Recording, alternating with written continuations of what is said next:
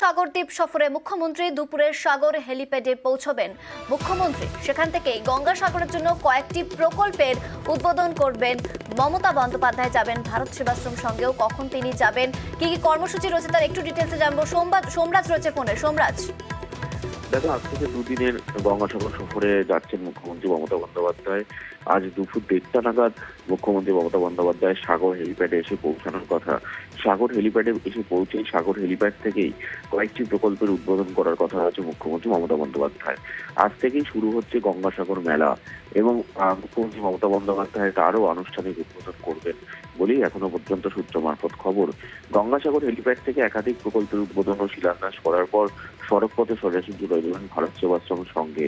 ভারত সেবাশ্রম সংঘে একটি সংক্ষিপ্ত অনুষ্ঠানে যোগ দেওয়ার পর তারপর তিনি আসবেন কপিলমুনি মন্দিরে পুজো দেওয়ার জন্য।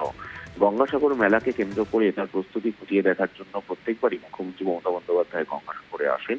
এবারেও গঙ্গাসাগরে এসে কপিলমুনি মন্দিরে তিনি পুজো দেবেন।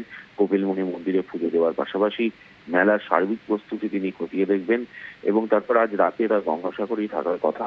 আগামীকাল দক্ষিণ চব্বিশ পরগনার জয়নগরী সরকারি পরিষেবা প্রদান অনুষ্ঠান কর্মসূচিতে যোগ দিয়ে তিনি কলকাতায় ফিরবেন, তেমনটাই মুখ্যমন্ত্রী মমতা বন্দ্যোপাধ্যায় কর্মসূচি স্থির হয়েছে।